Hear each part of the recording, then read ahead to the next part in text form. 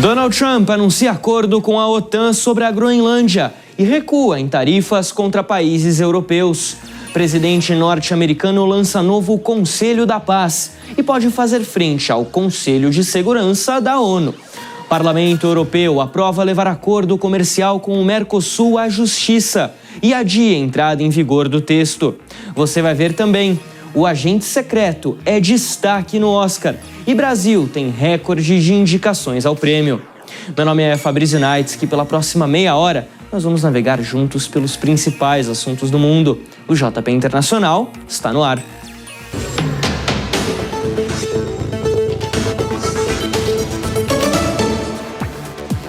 Olá, seja muito bem-vindo, seja muito bem-vinda. O JP Internacional já está no ar e na edição de hoje a gente fala, claro, sobre Groenlândia, a maior ilha do mundo, um território semi-autônomo controlado pela Dinamarca e alvo de Donald Trump desde o retorno do presidente à Casa Branca em janeiro de 2025. No nosso mapa a gente vai conferir o tamanho exato dessa ilha, um grande pedaço de gelo, mas com uma população bem pequena, apenas 57 mil habitantes. Um PIB também diminuto, na margem de 3,3 bilhões de dólares, segundo o Banco Mundial, em 2023. PIB per capita, 58,4 mil dólares por cabeça. E as principais atividades: pesca, turismo, mineração e funcionalismo público.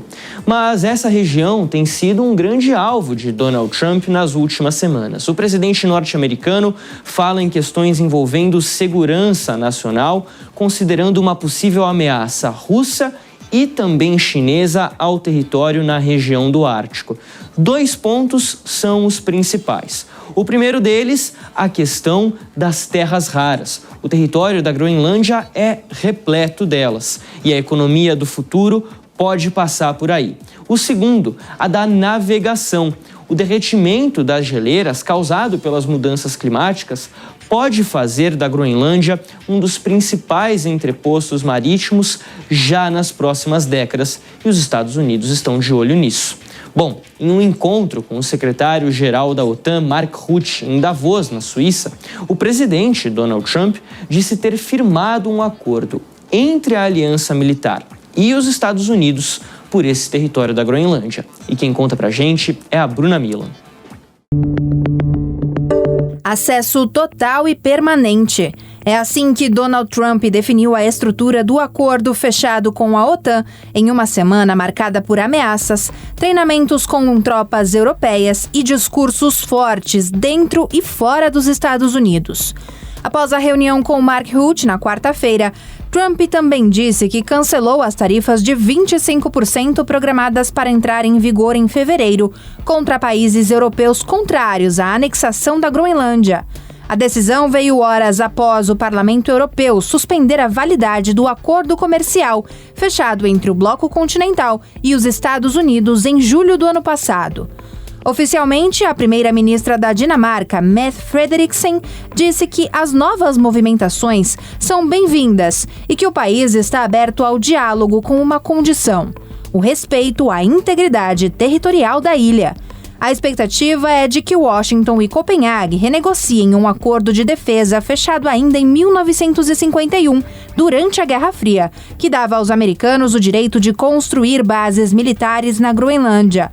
A mudança pode reforçar a segurança na região do Ártico, com a presença de membros da OTAN, e garantir o andamento do projeto do Domo de Ouro norte-americano. Mas a notícia não deixou os groenlandeses satisfeitos. O primeiro-ministro local, Jan Frederik Nielsen, chegou a dizer que não foi informado sobre o acordo com a aliança militar e destacou que a soberania do território é uma linha vermelha nas negociações. Bom, e para falar mais sobre esse assunto, a gente recebe a professora de Relações Internacionais da ESPM, Natália Fingerman. Professora, seja muito bem-vinda ao JP Internacional. Eu já queria começar te perguntando o seguinte: a gente acompanhou agora na reportagem da Bruna Milan.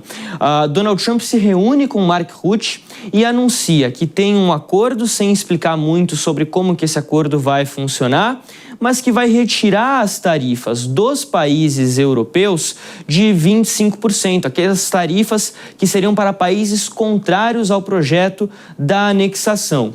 Simultaneamente, quase que simultaneamente, os europeus também anunciaram a paralisação do acordo comercial fechado em julho do ano passado entre União Europeia e Estados Unidos, falando sobre as ameaças de Donald Trump à Groenlândia, a integridade territorial da Groenlândia. Qual que é a sequência correta das coisas? Qual que você acredita ter sido a sequência correta? Os europeus suspendem o acordo e isso faz Trump recuar? Ou Donald Trump, de fato, consegue um acordo com a OTAN e isso faz ele voltar atrás nas tarifas? Bom, prazer estar aqui mais uma vez, Fabrício, contigo e com todos os ouvintes do JP Internacional. Me parece que esse acordo que o Donald Trump anuncia é um acordo que a gente não pode colocar muita expectativa, porque ele é um acordo que tem uma característica semelhante a acordos que foram feitos de paz entre Donald Trump e Putin sem ter a outra contraparte. No caso, a Ucrânia seria, né? Neste caso, nós temos um acordo no qual a Groenlândia não participou, a Dinamarca não participou, né? Lideranças europeias não participaram, então é muito complicado a gente levar esse acordo a sério e tentar ver qual vai ser, vamos dizer assim, o impacto de um acordo no qual a gente não tem muita informação do que se trata esse acordo e as partes interessadas em relação a esse acordo não estiveram presentes. Então, tipo de negociação característica, né, de Donald Trump, que ele tem adotado e que tem postergado solução de problemas, apresentando como se fossem que alguns problemas, algumas questões já tivessem sido solucionadas. Professora, a gente viu em 2025 Donald Trump fazer ameaças aos europeus envolvendo as tarifas. Isso a gente pode até entender que faz um pouquinho parte do jogo, né? Mas agora, quando ele fala em anexação da Groenlândia, ele está falando de soberania, ele está falando de integridade territorial. Isso pode ter causado um tipo de, digamos assim, não ruptura, mas ter estremecido as relações com os europeus de uma forma muito mais definitiva do que antes. A gente pode estar diante de um novo caminho das relações entre Estados Unidos e União Europeia por conta disso tudo? Sem dúvida, tanto a fala, né, do Antônio Costa, do Conselho Europeu, quanto da Ursula von der Leyen, deixam claro, vamos dizer assim, um afastamento da União Europeia em relação aos Estados Unidos, depois vamos dizer assim, desse incentivo do Donald Trump, dessa fala do Donald Trump em anexar a Groenlândia. A Ursula von der Leyen foi enfática, falando é a hora da União Europeia buscar a sua própria trajetória independente, de maneira independente. E aí, a sua trajetória de maneira independente, não somente em termos econômicos, mas ela está falando principalmente em termos militares e de defesa. Então, me parece que a gente vê uma ruptura daquele mundo que foi construindo pós-1945 e que foi a base da criação da Organização do Tratado do Atlântico Norte, a OTAN. Então, a gente vê uma mudança completa e uma União Europeia que tem, sim, ampliado os seus gastos militares, né, chegando aí a atingir 2% do PIB em cada um dos países, mas cada vez mais busca ampliar seus gastos militares, diminuindo a sua dependência dos Estados Unidos. Então, ficou muito claro que se ele quer hoje a Groenlândia, por que não amanhã não vai querer um pedaço da França, um pedaço mesmo da Espanha, as praias de Portugal. Então, colocou em questão, sim, as relações entre Estados Unidos e União Europeia. E tem muito dessa teoria de que os europeus eles precisam entregar, isso, aliás, não só os europeus, né, mas quando alguém negocia com Donald Trump, precisa entregar uma vitória ao presidente norte-americano, por mais que ela seja apenas uma vitória de exibição, alguma coisa para ele poder se vangloriar. O que os europeus aqui, a Dinamarca principalmente, né, que é a principal interessada nessa questão, poderiam entregar aqui para Trump? É um acesso mais livre à Groenlândia sem necessariamente falar de soberania, de posse do território? Então, Interessante, né, essa posição do Donald Trump, uma vez que os Estados Unidos têm, 100 tropas instaladas na Groenlândia, existe um acordo entre os Estados Unidos e a Groenlândia de 1951, esse acordo ele foi feito no pós-Segunda Guerra Mundial, os Estados Unidos detêm, direito, vamos dizer, de usar militarmente alguns territórios, mas não detêm soberania sobre esses territórios. O que se tem ventilado na mídia, em algumas instâncias, é que o que Donald Trump quer é um acordo mais parecido com aquilo que a gente vê em relação à ilha de Guantánamo, em Cuba, que seria um acordo no qual os Estados Unidos não é somente uma base militar, mas é uma base onde os Estados Unidos pode fazer aquilo que bem entender, inclusive explorar, vamos dizer, recursos minerais, terras raras, sem ter que pagar royalties ou pagar qualquer tipo de impostos para o governo da Groenlândia. E isso não é aceitável pelo governo da Groenlândia e também não é aceitável pelo governo da Dinamarca. É importante colocar que a Groenlândia tem uma vontade, e desde 2009 existe um acordo junto com a Dinamarca que busca que a Groenlândia seja independente, ou seja, deixe de fazer parte do Kingdom of Denmark, mas isso de fato ainda não aconteceu. Esse acordo tem uma proposta de que isso seja feito de uma maneira lenta, uma transição pacífica, e há disputas dentro da Groenlândia entre diferentes partidos em como deve se dar essa ruptura e essa independência em relação à Dinamarca. Então, o Donald Trump ele tem se utilizado também de mecanismos de guerra híbrida para desestabilizar as forças internas dentro da Groenlândia e fortalecer aqueles grupos que querem uma independência mais rápida da Dinamarca. Porque com uma independência mais rápida da Dinamarca, Donald Trump com certeza consegue exercer mais poder dentro da Groenlândia. Afinal, estamos falando de um país, como você bem colocou, de um amplo território, porém, uma população muito pequena, 57 mil habitantes, não é mesmo? Isso podemos encontrar num condomínio na cidade de São Paulo.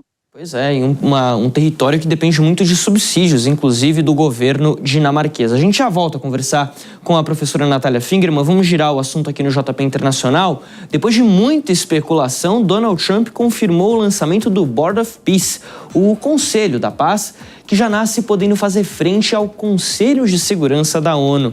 Quem vai contar isso pra gente é a Mel D'Agostini.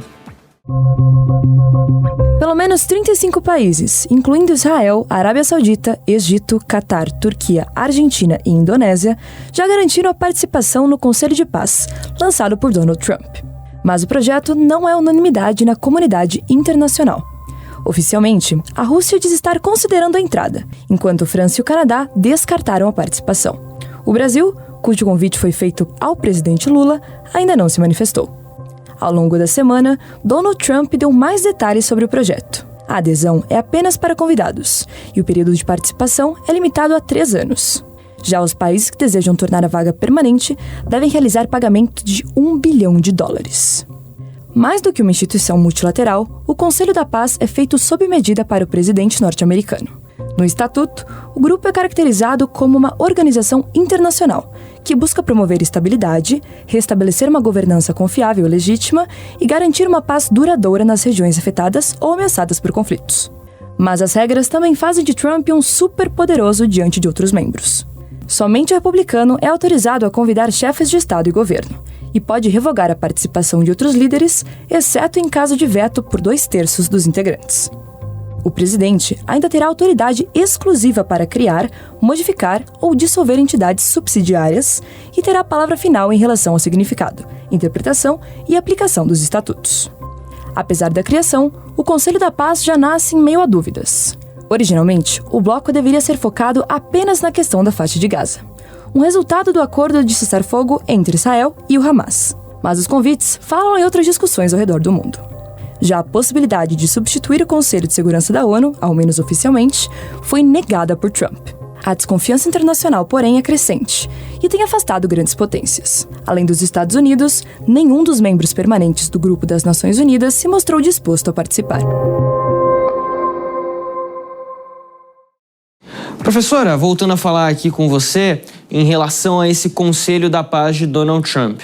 Ele nasce com um Donald Trump super poderoso. Pouco depois do anúncio, Donald Trump já fala o seguinte: o Canadá está desconvidado, eles não querem participar, as relações estão um pouco estremecidas. Dá para dizer, então, que esse Conselho da Paz ele já nasce morto? Tudo indica que sim. Ele é um Conselho da Paz que a adesão a ele foi de lideranças assim de países ou aliados assim naturais dos Estados Unidos, né? Ou países que têm governos extremamente autoritários e com vínculos ideológicos a Donald Trump. Então, este é um Conselho da Paz de Donald Trump. Acho que da mesma forma que ele gostaria de ter o Golfo de Trump, ao invés de ser Golfo do México, né, que ele mudou para Golfo da América, e ele até fez uma piada de chamar de Golfo de Trump, ele criou um Conselho da Paz que viria a substituir o Conselho de Segurança das Nações Unidas, com, vamos dizer assim, a sua pessoa, né, que tem essa característica de ser uma liderança extremamente narcisística, sendo central para a atuação deste conselho, porém, não teve a adesão das principais potências internacionais. A própria União Europeia e vários líderes da União Europeia e o próprio líder do Reino Unido também já apresentaram vários questionamentos em relação à estrutura desse Conselho da Paz. E Israel, que vamos dizer é uma das partes interessadas, também tem questionado os membros dentro desse Conselho da Paz, muito incomodada principalmente com a presença da Turquia. Professora, uma das críticas que é feita ao Conselho de Segurança da ONU é que as resoluções que são aprovadas elas não são vinculativas, né? Então os países envolvidos não são obrigados a seguir aquilo que o Conselho de Segurança fala, sem ter grandes riscos, digamos assim. Esse Conselho da Paz do Trump segue mais ou menos a mesma lógica, né? Algo que for decidido ali não é obrigação do país envolvido seguir ou não a decisão. Então, o que ele poderia oferecer de diferente ao Conselho de Segurança da ONU? Olha, me parece que o que tem de diferente nesse conselho é que ele tem um executive board na qual tem a presença não somente de lideranças políticas, mas também de lideranças do mundo econômico. Então, a gente tem o CEO da Apollo, por exemplo, que é um grande bilionário, está presente dentro desse conselho e busca, em certa medida, atender os seus próprios interesses, né? Os seus interesses de investimento ali dentro da região de Gaza, da reconstrução de Gaza. Então, o Elon Musk fez até mesmo uma piada recentemente sobre o Conselho da Paz, falando que seria o Conselho de não é peace, but pieces, né, pedaços em inglês, né, que são alguns pedaços que eles querem dominar no mundo, então seria o Conselho do domínio dos pedaços, né, das partes que os Estados Unidos quer ter domínio no mundo. Então, acho que seria essa a principal diferença. Mas eu acredito que esse Conselho da Paz está fadado ao fracasso e não vai ser uma sombra das Nações Unidas, a despeito do enfraquecimento que as Nações Unidas têm sofrido devido à saída dos Estados Unidos de vários braços da ONU.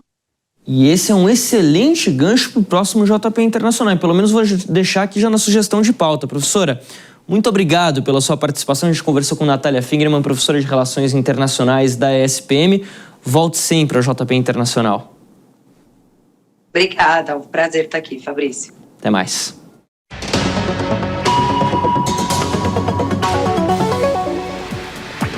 Teve muita notícia ao longo da semana e eu não estou falando só de Donald Trump não, viu? E o Radar Internacional captou tudo para trazer as principais manchetes para a gente vai conferir a partir de agora, começando pela Ásia. A primeira mulher premier do Japão, Sanai Takaichi, anunciou a dissolução da Câmara Baixa do Parlamento e a antecipação das eleições para o próximo dia 8 de fevereiro. A conservadora, que é líder do Partido Liberal Democrata, busca ampliar a maioria da sigla na casa. Eles já têm o controle, mas querem ter ainda mais. E as pesquisas indicam que a aposta pode dar certo. Depois de ser eleita em outubro, a primeira-ministra tem quase 70% de popularidade no país. Um índice muito bom para um partido, o PLD, que desde a Segunda Guerra Mundial, o final da Segunda Guerra Mundial, governou o Japão praticamente durante todo esse período, mas que havia perdido força e enfrentava problemas, principalmente em relação à inflação, que lá no Japão bate na margem dos 3%. Quem também vai ter eleição em 8 de fevereiro é Portugal, e por lá, o candidato da esquerda, José Antônio Seguro, surpreendeu em relação às pesquisas e terminou o primeiro turno da disputa presidencial no primeiro lugar com 30% dos votos. Ele vai enfrentar André Ventura, do Chega, partido da ultradireita, que recebeu 24%. É a primeira vez, inclusive, que o Chega avança a fase decisiva das eleições. Mas os indicadores apontam que, no segundo turno, o favoritismo é de Seguro e do Partido Socialista, que já recebeu apoio de outros candidatos, incluindo do centro e da centro-direita. Lá em Portugal, o mais importante é o primeiro-ministro, mas o presidente pode dissolver o parlamento e tem também toda uma responsabilidade institucional. Agora a gente vem para a América do Sul. A Venezuela confirmou o recebimento de 300 milhões de dólares pela venda de petróleo aos Estados Unidos em um acordo que deve totalizar 500 milhões já nas próximas semanas. A transação é a primeira entre os dois países desde a captura de Nicolás Maduro no começo do mês. Segundo a presidente interina Delcy Rodrigues, o dinheiro deve ser distribuído para bancos locais com o objetivo de controlar o mercado cambial e devolver o poder de compra à população. Essa compra é referente àqueles barris, 50 milhões de barris, que Donald Trump anunciou há aproximadamente 2 semanas. Vamos virar a página aqui do nosso radar? Continuando na América do Sul, hein? O Equador confirmou que deve impor tarifas de 30% à Colômbia pela falta de cooperação no combate ao crime organizado nas zonas de fronteira. A medida foi decretada pelo presidente Daniel Noboa e deve entrar em vigor a partir de 1º de fevereiro, se não houver nenhum recuo. A Colômbia respondeu, disse que vai aplicar a mesma taxa a 20 produtos equatorianos, além de suspender as transações internacionais de eletricidade, o que pode dificultar a vida dos equatorianos, que têm déficit energético e 70% da população dependentes da geração hídrica. Em 2024, teve uma seca muito grande no Equador, que já dificultou muito a situação. Pode se repetir. Agora a gente vai para a Europa. 45 pessoas morreram após uma gravíssima colisão entre 2 trens na região da Andaluzia, no sul da Espanha, no último domingo. Os últimos corpos só foram identificados e contabilizados na quinta-feira, em meio aos destroços dos 2 veículos. A tragédia ferroviária é a pior da história do país desde 2013. Esse caso gerou protestos de maquinistas e trabalhadores do setor que pedem por garantias na área de segurança dos transportes e já convocaram greve de 3 dias na metade de fevereiro. A gente continua também na Europa para falar do acordo comercial entre União Europeia e Mercosul, que, adivinha só, deve precisar aguardar um pouco mais de tempo para entrar em vigor. O Parlamento Europeu aprovou por 334 votos a favor a 324 contra o envio do texto ao Tribunal de Justiça do Bloco para analisar se o tratado respeita as normas internas da União Europeia. Em teoria, a Comissão Europeia, que é o equivalente ao poder executivo deles, pode implementar o acordo de forma provisória, mas isso pode acabar causando desavenças entre os países, principalmente a França. Aqui na América do Sul, Brasil e Uruguai já se manifestaram, dizendo que acreditam que tudo vai dar certo e que vão, inclusive, trabalhar para acelerar esse processo. Será mesmo? É isso que a gente vai conferir e que o Radar Internacional vai continuar de olho.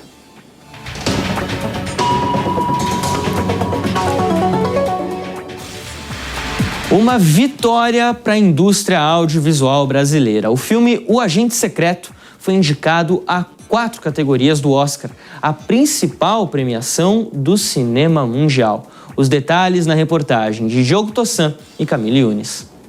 The 10 films nominated for Best Picture are... Mais uma vez, o cinema brasileiro faz história no cenário internacional. O filme O Agente Secreto foi indicado a 4 categorias do Oscar. As indicações são Melhor Filme, Melhor Longa-Metragem Internacional, Melhor Ator com Wagner Moura e a categoria inédita de Melhor Direção de Elenco. Você acha que você devia estar aqui mesmo? O queridinho brasileiro se iguala a outro clássico já consagrado pelo público. Cidade de Deus também foi indicado a 4 categorias do Oscar em 2004, marcando época e abrindo caminho para o reconhecimento internacional do cinema nacional. Agora, Agente Secreto entra para essa mesma lista histórica. Na categoria de melhor filme, Agente Secreto vai disputar a estatueta com produções de peso: Bugônia, Fórmula 1, Frankenstein, Hamnet, A Vida Antes de Hamlet, Marte Supreme, Uma Batalha Após a Outra, Valor Sentimental, Pecadores e Sonhos de Trem. O diretor de Agente Secreto, Kleber Mendonça Filho, comemorou a indicação nas redes sociais. Em publicação, ele destacou a importância do momento e declarou: "Bom ter amigos por perto em momentos tão bons como esse." O vencedor do Globo de Ouro, Wagner Moura, agora tem a chance de subir ao palco do Oscar para receber a estatueta. O ator concorre com um grupo de peso, formado por Timothée Chalamet, Leonardo DiCaprio, Ethan Hawke e Michael B. Jordan. Outro brasileiro também está na corrida pela maior premiação do cinema mundial. O diretor de fotografia, Adolfo Veloso, foi indicado individualmente na categoria de melhor fotografia pelo filme Sonhos de Trem. O Oscar 2026 acontece no dia 15 de março em Los Angeles, nos Estados Unidos. Assim como em 2025, a edição deste ano da maior premiação do cinema mundial terá o comediante Conan O'Brien como apresentador. Todo mundo no clima do Oscar pra gente sair totalmente premiado, hein? Olha, o JP Internacional dessa semana vai ficando por aqui, mas a gente segue de olho em tudo o que acontece ao redor do mundo. Nosso próximo encontro é no sábado que vem e, claro, ao longo de toda a programação da Jovem Pan News. Não se esqueça de deixar seu like aqui na transmissão, seguir o nosso canal nas redes sociais e também acompanhar o novo podcast do JP Internacional, hein? Muito obrigado pela sua companhia e até a próxima! A opinião dos nossos comentaristas não reflete necessariamente a opinião do Grupo Jovem Pan de Comunicação. Realização Jovem Pan.